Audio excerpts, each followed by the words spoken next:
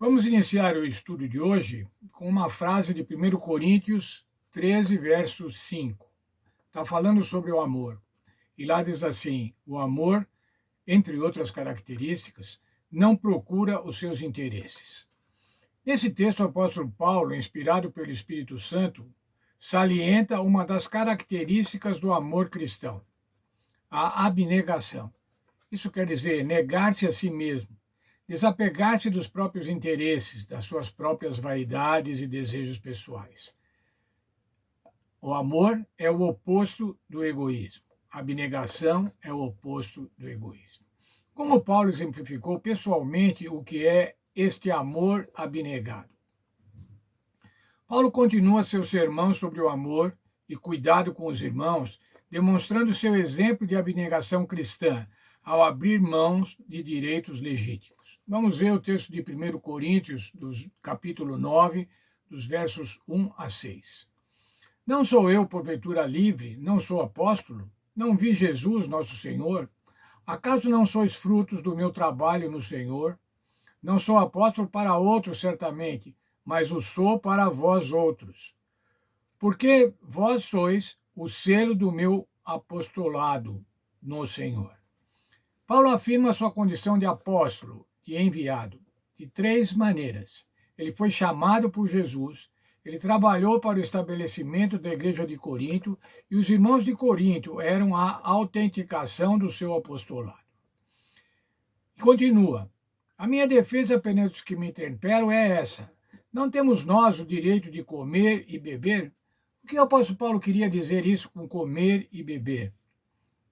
Alimento e comida representam assistência financeira em geral. Como apóstolo, Paulo tinha o direito de receber apoio material daqueles a quem ministrava. Outros líderes religiosos da sua época costumavam fazer isso. Ele, porém, não o fazia, preferindo sustentar-se fabricando tendas. Vamos continuando ainda na defesa do apóstolo Paulo. E também o que fazemos, e também o de fazer-nos acompanhar de uma mulher irmã, como fazem os demais apóstolos e os irmãos no Senhor, e Cefas, isso quer dizer Pedro.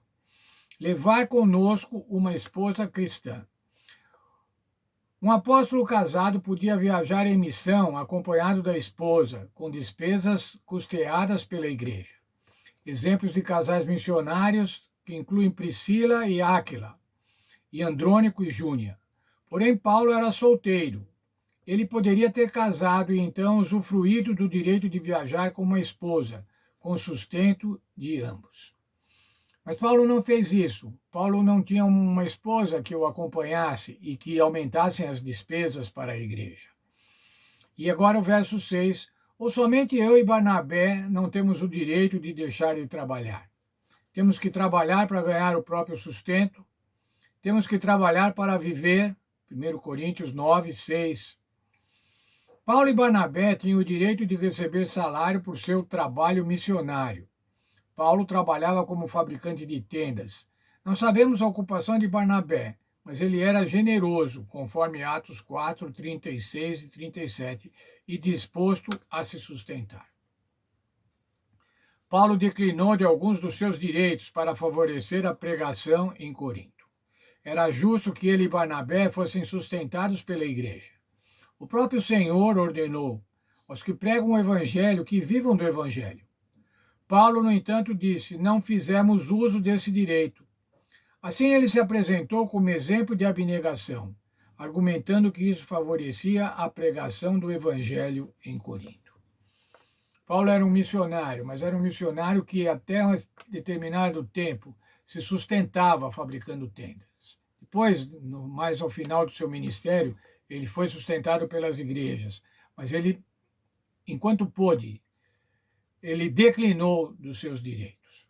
Hoje nós também temos como dever remunerar os nossos obreiros. A igreja tem obreiros assalariados. A igreja tem departamentos, tem pastores, tem professores. Todos esses estão pregando o evangelho. Todo obreiro da igreja está pregando o evangelho. E eles merecem, então, ser remunerados pela igreja. E quem é a igreja? A igreja somos nós.